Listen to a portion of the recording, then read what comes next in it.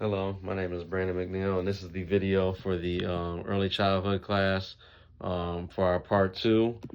Kind of keying in our vocabulary and comprehension and all the different components of that, right?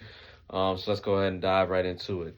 Kind of like we've been talking about vocabulary and comprehension. There are two critical components of reading, and the ability to understand the meaning of words.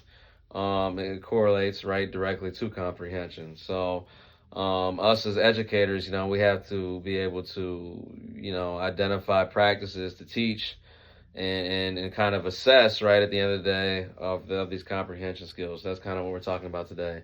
First component of this I want to talk about is visual learning, right? What is visual learning, and things of that nature. So visual learning, in my opinion, is how a student learns as far as visual, right? So we talk about vision, that's the eyes, right? So visual. But I feel like my saying when it comes to visual learning is this: it's more about seeing than it is looking, if that makes any kind of sense. So it's more about seeing than it is about looking. So, recognition, things of that nature kind of all go into it. The big thing I see with that one is as far as observation goes, is it's not easy, but it shouldn't be that difficult to observe a student and assess how they are when it comes to visual learning. So a perfect example of this I like to use, right, is when it comes to teaching the alphabet. So you teach the alphabet, right? We all know it goes A, B, C, D, and all the way down. So you could ask a student, right, as a question, what's the three letters the alphabet starts with, right? And then they'll give you their answer. And you can have, different ways of doing that. But I'm big on complimenting and kind of, reassuring and the student after they give a correct answer. So, for example, we'll go back to that one. What's the first three letters of the alphabet? And they tell you A, B, C. I make it a point to, hey, good job. That's great. You're doing well. Just giving them that compliment, that reassurance, I think that goes a long way in boosting their confidence, which is also another big component of all this. I mean, if a student is not confident, then you're going to be in for a long school year, because if they're not confident, that's anything in life, I feel like, but especially when learning, if you don't have a confident learner, that's going to create issues down the line, right? As far as visual aids are concerned, I like to use graphic organizers. I think graphic organizers are kind of universal in a way. You can use them for really just anything you can imagine. And with that being said, too, when it comes to graphic organizers, you can tailor that to the specific lesson that you're working on, which I think is great.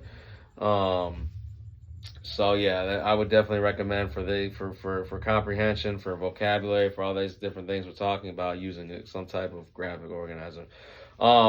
As far as a classroom activity to use to kind of expand on comprehension and vocabulary, what I like to do is I call it a word hunt. So what you do is this: you basically gather up 4 or 5, maybe even 6 typical classroom items. So that could be scissors, pencils, crayons, markers, any pencils, anything like that, right? And just put them up at the front, get a table or a desk, put it on all 3 of those, divide it up, line them up. And then each student knows what those are, right? They know what it is. And then around the room, you print off just the word of. So if we're using scissors, for example, I will type out the word scissors on the computer, print that off, and then hide that word around the classroom. The student has to go find the words. So they're hunting around the classroom, and they find the word scissors. Then they have to come up and put that word with the classroom item that's up there. So going back to the scissors. So a student finds the word scissors hidden somewhere in the classroom. Now they're walking up to the table, placing that next to where the scissors are. And that's showing you, obviously, number one, they found the word, but that's showing you they can comprehend, that vocabulary word. Okay, here's the word scissors. Now I can properly identify where the scissors are on the table that we spoke of, right? So that's kind of what I like to do. Like I said, you can use it. I like to use any kind of classroom item because I think that's more students were in a school setting. I think they already know what those are. So that's the route I would go with that. And lastly, resources that parents can use at home. 2 things, right? First one would be printable phonics worksheets. You can print it. I mean, you can go to any, you can just throw that into a search bar. Or what I like to do, I like to send them home, the students home, with printed off worksheets, but you can print them off from home as well. Any kind of just basic phonics, letters, putting words together. I also like to tell parents, suggest to them creating and using flashcards of different words to go over with the student. The second thing I'd recommend, there's different online phonics programs. I mean, there's Starfall, there's really all types of different ones. There's iReady. I mean, there's all different types of things you can use to help students, if they want to practice phonics at home, parents want to practice phonics at home. There's all types of different websites out there that, as a teacher, we can send out a list to kind of recommend. But yeah, to kind of wrap things up, vocabulary and comprehension are two critical parts of the reading process. You got to have both of them in order to be a successful reader as a student.